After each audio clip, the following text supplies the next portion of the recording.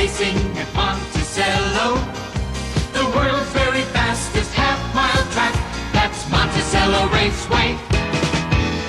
Meet you at Monticello. There's excitement at Monticello.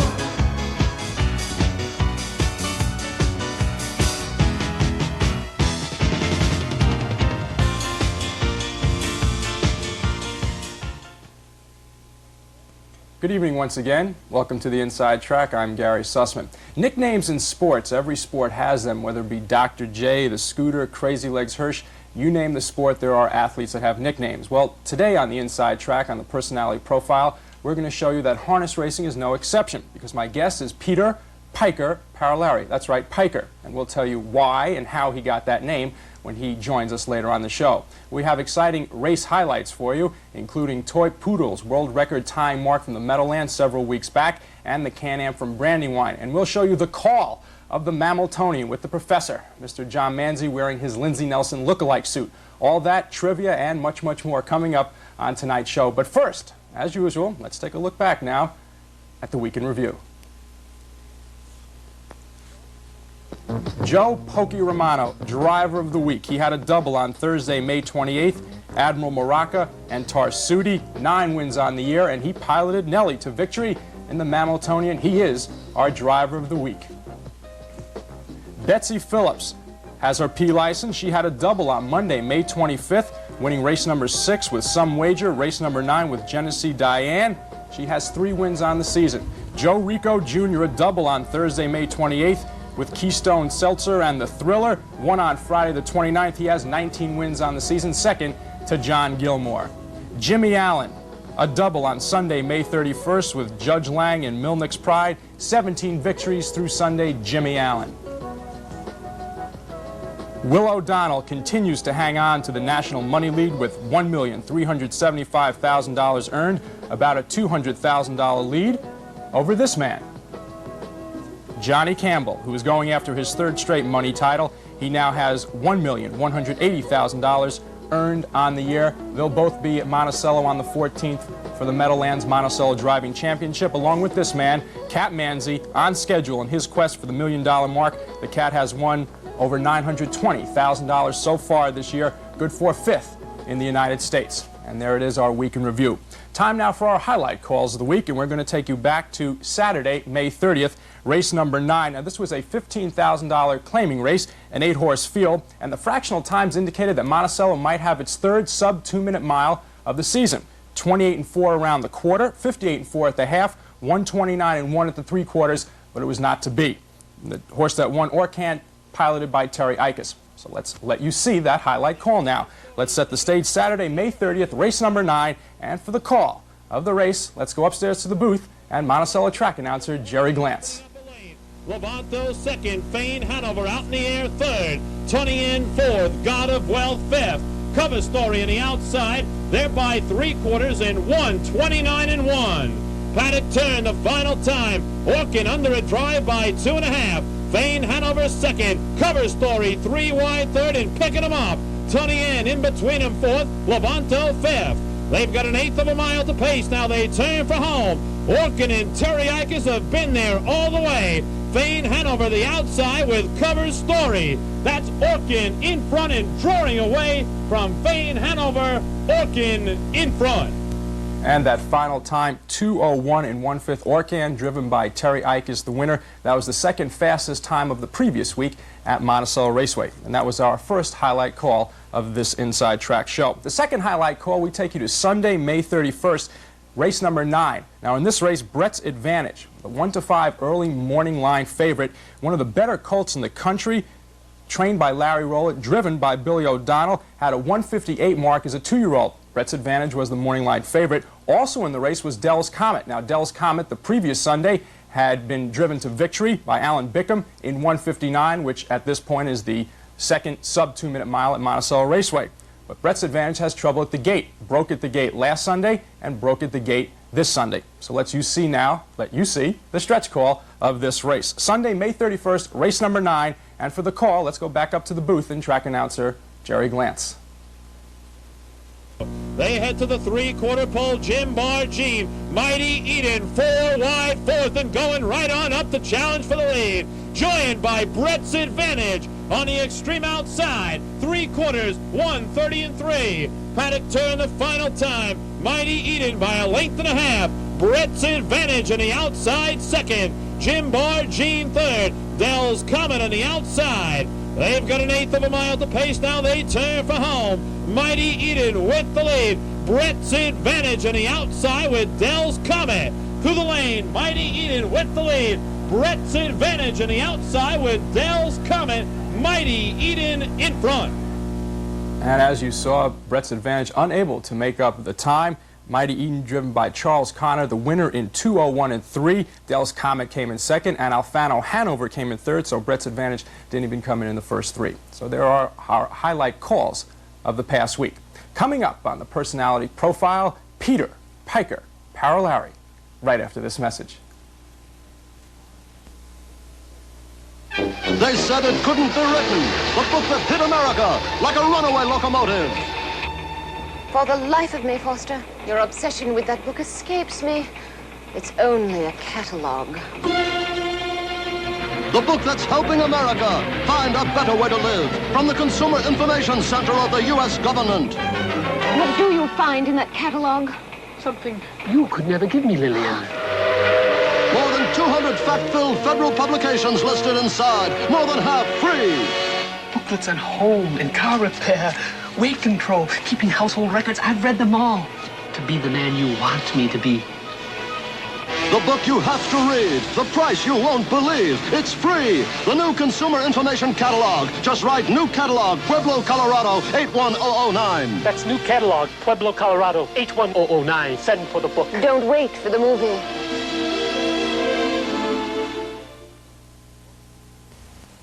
Welcome back to the Inside Track. John Manzi has been warming up the audience while we were away on that break. Time now for the personality profile, and I bring to you Mr. Peter Piker Parolari. Welcome, Peter. Thank you. And are you more nervous now or when you're behind the starting gate? Now. Peter's definitely more nervous now. I've been promoting you as Peter Piker Parolari. Your name is also a little bit difficult to say. Why the name Piker? How did you get the name, and what does it mean? That's because I go to the front most of the time. That's okay, you just cough. Peter Piker Parolari. Piker meaning going right down the pike. Right down the pike. When you leave from the starting gate, to those who don't know, you just like to go right to the front. I like to go to the front most of the time, most of my horses. I'm comfortable there, they're comfortable. Now that's an aggressive way of driving. Have you always driven like that? Mostly. Is there someone who you modeled yourself after? In other words, some guys like to, I would think, lay back a little. You, though, like to go right to the front all the time. I modeled myself on myself. Modeled yourself on yourself. That's just how it is. Yep. When did you start with horse racing and harness racing? Give us a little history of the Piker. I started about 1972, 71. I've been driving for 8 years. And you were basically... I've always went to the front, right from the start. Even when you were young, even when you were starting? My first qualifying drive, I was over the half in a minute. Did that give you a thrill? I mean, was there a reason why you wanted to go right to the front? No, I like it. Because you're basically a soft-spoken person in private, but on the racetrack you become very aggressive. Two different people. Are there any races that stick out in your mind as when you went right to the front and you just look back and you said, this is a great ride, there's just no problem here? No. No. They're all the same, right to the front. Well, let's stop talking about right to the front and show the people a race that you had from this past Friday. It was race number 5. It was Friday, May 29th. You were driving Bats Cicero Nushka. Very interesting name, Bats Cicero Nushka. What kind of name is that? I bought her with that name, I don't know. You have no idea. At a post position 3, what were you thinking about before this race, setting up the race for us? Well, I was hoping to go to the front with her. She's a green filly, but she's never been there before. And I was hoping to get there, which she did, and she held it all the way. Now that brings up an interesting point before we look at the tape. You like to go to the front all the time. I wouldn't think, though, that some horses can go to the front all the time. No, some of them can't. But you'll try to take them anyway? I believe most of them can. If, depends upon how you get them out of there, how the driver gets them out of the gate.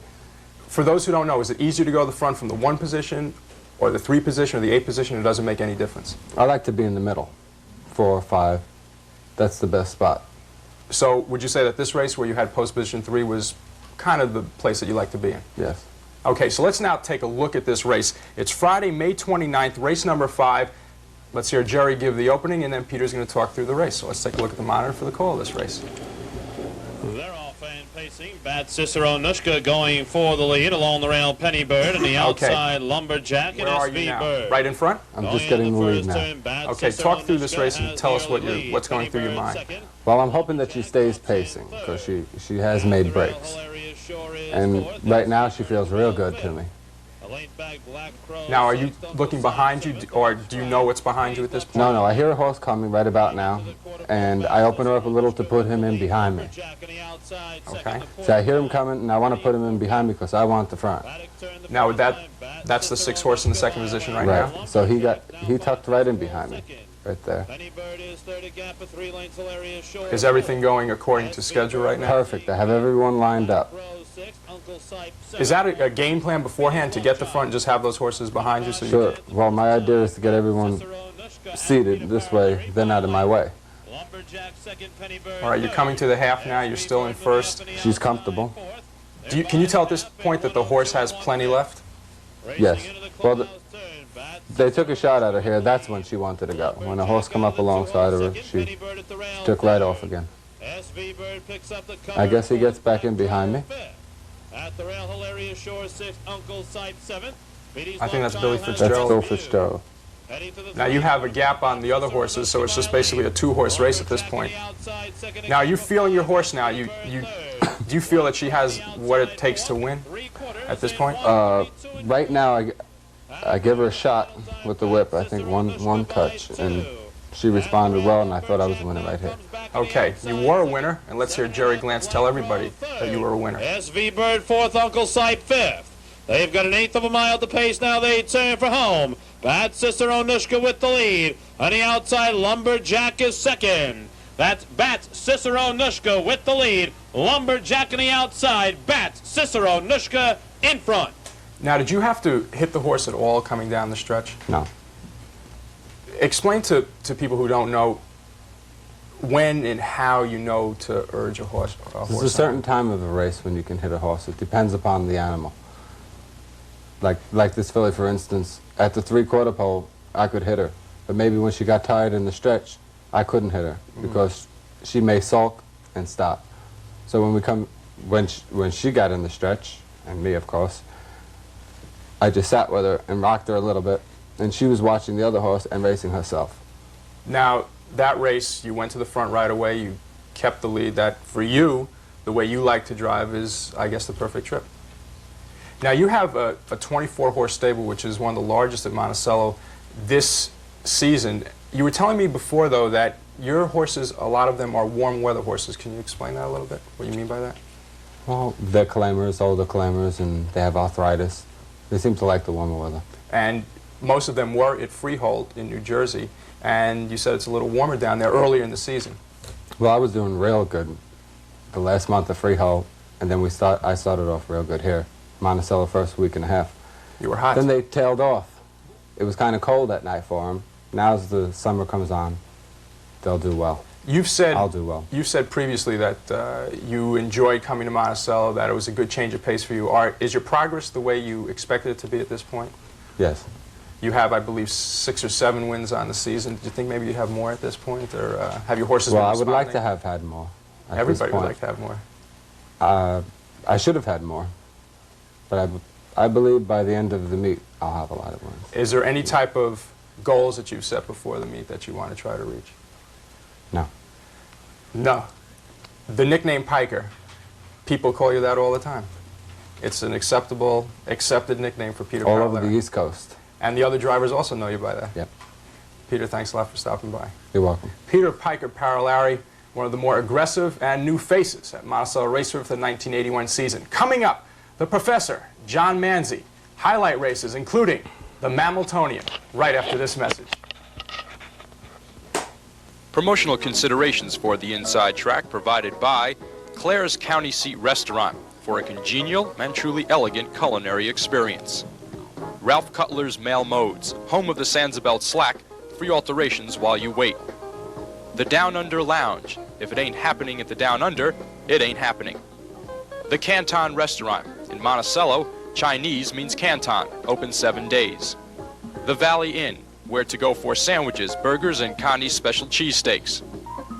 Willie's Bend and Elbow, serving dinner, pizza, and sandwiches in a lounge of distinction.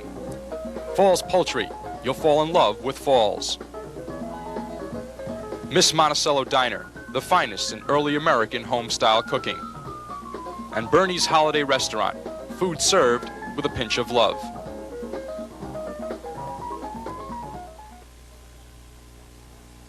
Welcome back to the Inside Track. Time now for the Professor segment. And what you see on your screen now is not the roadmap for Peter Piker Parolari as he tries to win a race. That is the Professor John Manzi's jacket. Pretty sharp, I think. Lindsey Nelson. I think this is great. Lindsey Nelson, where have you got? Hayward Hale Bruin of harness racing, right here.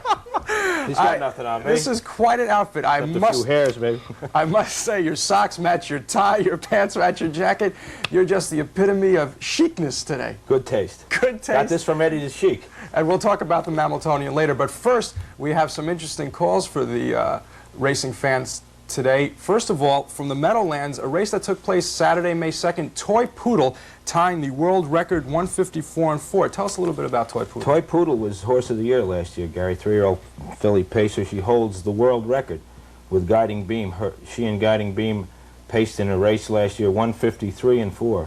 But this year she tied Chris Messenger and Tender Loving Care with a 154-4 mark for 4-year-old mares. She's owned by Jim Michael of Bucyrus, Ohio, and trained and driven by Billy Herman. One thing I always wanted to ask you, is it easier to achieve a faster time on a mile track or a half-mile track? That's definitely on a mile track because of 2 turns. There's only 2 turns to negotiate. Because on a half-mile track you have to go around 4 turns, or 2 turns for each half. So you know, the horses lose time in the turns. Thank you for the answer, Professor. That was very good. This was a 12-horse field, and Toy Poodle was the only mare in this field. That's true, and she sat way back. Didn't get many calls in the races we're going to see, but she came on in the stretch. Reared a little bit when Billy Herman went hitting her, but she came on strong and held on to beat all those colts. All right, so let's take a look at this race. It's from the Meadowlands, race number 6, Saturday, May 2nd. $35,000 purse, the second leg of the Graduate Series for 4- and 5-year-olds. Let's now go to the monitor, take a look at the call of this race, called by Mr. Ed Gorman. Here they come. Go away first. That's Safe Arrival on the inside, joined by Honorable Winner alongside.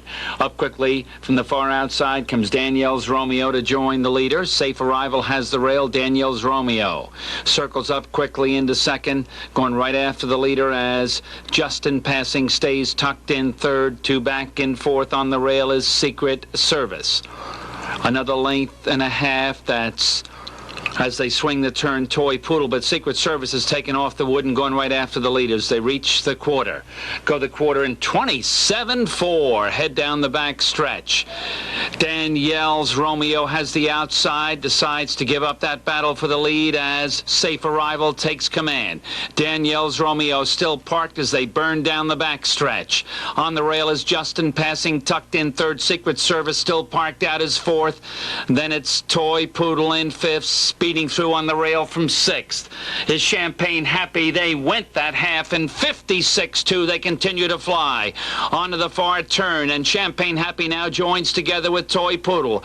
Up on the outside is Meadow Norm as they swing into the far turn. Along the rail is Denali. Another length and a half back, and coming on is Miller's Scout.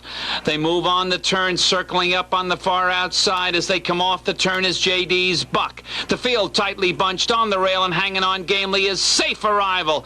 They reach the 3/4 in 125-3. They're flying as they turn home. Fastest mile thus far this year. Straighten away in the lane. Safe Arrival leads the way home by just ahead. On the outside, Toy Poodle sticks ahead in front. Toy Poodle's got the top, but coming on is Champagne Happy. Toy Poodle leads the way home by half a length. Champagne Happy alongside. It's Toy Poodle. Toy Poodle in 154-4, driven by Billy Herman, who drove Tyler B. last year, the winner of the Classic. Right, and Denali was in that race too last year, as was Secret Service, and Champagne Happy, all of them. A lot of New York breds in that race, Gary. 154 and 4, a second off the best mark, lifetime mark of Toy Poodle. Right, but it also tied the world's record for 4-year-old mares. And that was from the Meadowlands on May 2nd. We're now going to take you back in time to May 24th, Can-Am time from Brandywine Racetrack. This was the 6th or 7th leg of the Can-Am series from Brandywine. We'll have ours on June 28th. Tell us a little bit about Brandywine Raceway. Brandywine is in Wilmington, Delaware. It's a 5/8 mile track. And I think it's going to be the first tape we've seen from Brandywine. They open their season when Liberty Bell closes. They're in the Delaware Valley. And like Yonkers and Roosevelt, they don't race against one another. When Liberty Bell closes, Brandywine opens. And Brandywine opened just a couple weeks ago, and they had a real good opening, I understand. They bet over $1 million, which is about the 3rd time in their history. And it's a 5/8 mile track. 5/8 mile track, right. Which means that when the people see the tape, they start on the far side. The horses are picked up in front of the grandstand, and they're started on the backstretch, about halfway through the backstretch, and they make a sweep to the grandstand, 3/8 of a mile there, and 5/8 of a mile home. So let's take a look at that race. Race number 7 from Brandywine Raceway from May 24th. The race announcer, Mr. Roy Shutt. Let's go to the monitor with a call of the Can-Am from Brandywine Racetrack. Jay-Z leader gets away on top. Countdown is 2nd along the rail. Wait to do is 3rd. Coming up on the outside, finish line. Coming around for the top of the stretch, Jay-Z leader with the lead. Way to do is 2nd. Countdown is 3rd. Finish line racing 4th. Nordic Almahurst 5th. Then it's Mike's Happy Fella. Pumping Iron, Finney and Hanover. They're into the first quarter in a good 29 and 1. By the stands the first time. Jay-Z leader along the rail, coming up to challenge on the outside, Presley Moore, moving with finish line. But Jay-Z keeps the lead. Finish line is 2nd. Way to do is 3rd. Now moving out of 4th is Countdown. Around the turn, Jay-Z leader keeps that lead. It's Jay-Z leader with Johnny Campbell as they go by the half mile. In 59, off the backstretch, Jay-Z leader with that lead. Finish line is 2nd. Way to do is 3rd. Here comes Nordic Almahurst winging up on the outside. Coming up fast is Finney and Hanover. Moving to the far turn, Jay-Z leader hanging in there. It's half a length now. Nordic Almahurst on the outside is 2nd. Wait to do is 3rd. Finney and Hanover 4th. Finish line is 5th. Making a big move now is Pumping Iron. 3/4, 128 and 2. They come to the top of the stretch with Jay-Z leader and Nordic Almahurst, the only challenger right now. In the stretch, Jay-Z leaders there by 2. Jay-Z on top. Nordic Almahurst coming on fast, but Jay-Z leader's holding it. Jay-Z leader in front. Jay-Z leader with Johnny Campbell in the sulky 157, Nordic Almahurst 2nd, Way to do 3rd. Johnny Campbell, of course, will be one of the drivers from the Meadowlands who will be up on the 14th to drive against 4 of our Challenge drivers. our boys. It's Billy O'Donnell. We have the top 4 dash winners. Billy O'Donnell, Johnny Campbell, Cat Manzi, and Benny the Whip Webster against our top 4 dash winners. Did we mention who they were yet? No, you haven't announced them. We're going to do it right now. Well, we'll wait till after the commercial. We'll wait till after the commercial. Just let's say that the Can-Am at Monticello will be on June 28th, and Bruce Mon, our racing secretary, has told me that there's a very good chance that both Pumping Iron and Jay-Z leader will be in that race. The 2 leaders, the 2-point leaders right now, along with Nordic Almahurst. They should be here that Sunday, right? Sunday, June 28th for the Monticello Can-Am. And we'll tell you who those drivers will be to race against the Meadowland top 4, and we'll see the call, or hear the call, and see the race of the world's first ever Mammiltonian right after these commercials. Promotional considerations for the inside track provided by Carlos's Restaurant, the best Italian food in Sullivan County. Lefty's Charbroil, the better burger place. Kessler Brothers Butchers, Kessler's label enhances your table. The Bagel Bakery, famous for bagel treats and sandwiches, open 7 days. House of Lions, fine dining in a country inn atmosphere. Dunkin' Donuts, it's worth the trip, open 24 hours. Ellery's Betty Bright Cleaners, featuring complete tuxedo rentals and tailoring services. Capito Brothers Tire Specialists, for family care of your tire needs. and by the Holiday Inn Restaurant of Liberty, diversity in dining for the public appetite.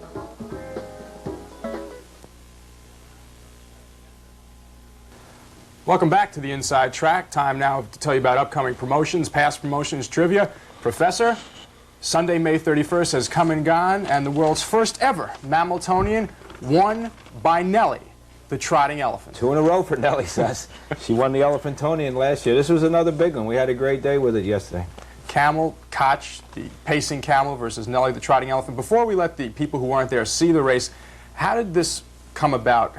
What did it take to put together something like this? Well, we as you know, we had the Elephantonian last year, and we wanted a sequel this year. We had such great play with it last year. We were around the world. We were on the wires and on the national news networks and stuff, and we figured if we could come up with another gimmick, we could get some more press and it worked out. And we got it. Last night we were on TV, last Sunday that is, on the sports broadcasts. And Channel 2 in New York, Channel 4 in New York, and it's also, the picture was carried by the wire services. Well, already newspapers. in Kingston. I saw Ira Fussfeld, our good friend up there, ran off the wires the photo, which we're going to see the photo at the end of this segment, I guess, right? So I think we should let the people see. But I have to make a disclaimer here. Koch was a pacing camel, but for reasons beyond Eddie the Sheik Heisel's control, he was a bucking camel. The camel was breaking, and he was cinched down too tight, I think, on his saddle, and it got him to bucking, as we'll see when we see this tape here. And Jerry Glantz, of course, gave the call to the race. So let's take a look at this Mammiltonian. Koch versus Nellie. Koch in a bit of a upset. Koch never loses. Koch got the early lead. He started pacing, and all of a sudden he went to bucking, and old Nellie, she just kept plugging along. And there's Wild John Manzi on the right, the starter. It's the official starter. Shoot, get up. Look at him. See, now he goes to bucking. But Nellie, she didn't care. She just come right back. Look at her. Koch a hump in front. Here's a hump in front. Trunking up on the outside. It's a trunk on the outside. Koch is off stride. Koch off stride. Nellie is going to win the Mammiltonian for Joe Romano. He's humping. He's not pacing.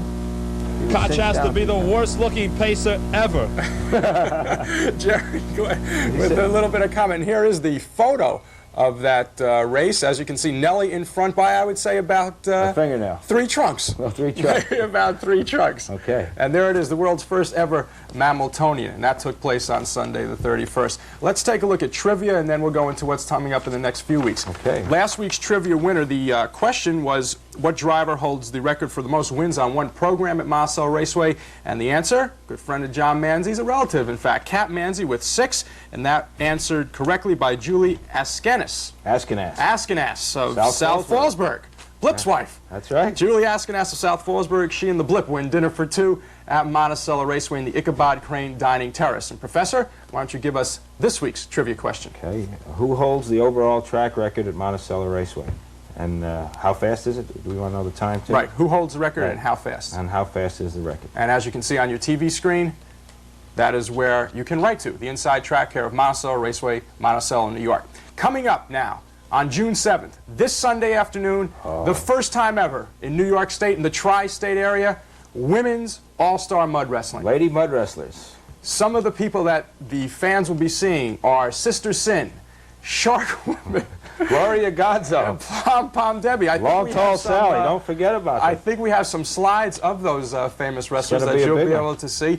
There will be 3 bouts, one at 1:30 before the post-time race at 2 o'clock. Right. One between races 2 and 3, I believe. 3 and 4. 3 and 4. Right. Well, I'll be there before 2 and 3. Hopefully. And one between races 7 and 8. There'll be 3 bouts, and we'll let you see some of those ladies now. Shark Woman, Sister Sin, Pom Pom Debbie. Some of the savages. Some of the ladies that will be... There they are. There they are. They will be there June 7th at Monticello Raceway. Be there. Doing it. Oh, look at this one here. There's a possibility that Mike Terrell might be in attendance to call it. He's going to wrestle radio. 2 of the ladies. He might. Ralph Arone's supposed to wrestle. Maybe. Maybe wrestle. Right, Marilyn lets him, his wife, that is. In a grudge match, and there it is. That's June 7th. Back to racing on June 14th. We mentioned it previously. Now we can tell who our team is. Right, Monticello versus the Meadowlands. The Meadowlands, once again, Billy O'Donnell, Benny the Whip Webster, John Campbell, and Cap Manzi versus Professor. Okay, our top 5. Johnny Gilmore, Sepp Gilmore, Joey Rico, Ronnie Ingracia, and Jimmy Allen. 4 on 4. How's that going to work? I think it's going to be at least 3 races. There's going to be at least 3 races. There's going to be a point system driven on a team basis, the total team points against against one another. Also an individual trophy for the leading point getter. So for all those fans who always read about those drivers, and the big names are coming. The big to the names are going to Mighty be there. Right. Sunday, June 14th, and just as a preview, the 20th will be Polish night at the track. But that afternoon, 3:30, Kutcher's Country Club, the WCBS TV All-Stars against the Monticello Raceway Horsemen, and a special surprise treat. Nestor Shylock, used to be one of the great American League umpires, will umpire that game, and possibly Kevin Lockery, former coach of the Nets, will play for the Raceway. Hopefully. And that afternoon, or that evening, we have Jimmy Sturr and his band, Polish Night. That's right. Many things going on and at the Raceway. Budweiser Clydesdale's coming the next week, and Rambling Willie follows that, and more Greek night, and Italian night, and Mexican night, and there's something always happening at the Mighty M. But remember, June 7th, Women's All-Star Mud Wrestling, June 14th, Monticello versus Meadowlands Driving Championship. Professor, thank you very much. Thanks again, Seth. And there you have it on the Inside Track. My thanks to Mr. Peter Piker Parolari for his guest appearance on the Personality Profile, and to Mr. John Manzi for his segment on the Professor. And we'll be back next week with more exciting race footage for you on the Inside Track. Good evening. Meet you at Monticello. Great racing at Monticello. The world's very fastest half-mile track. That's Monticello Raceway. Meet you at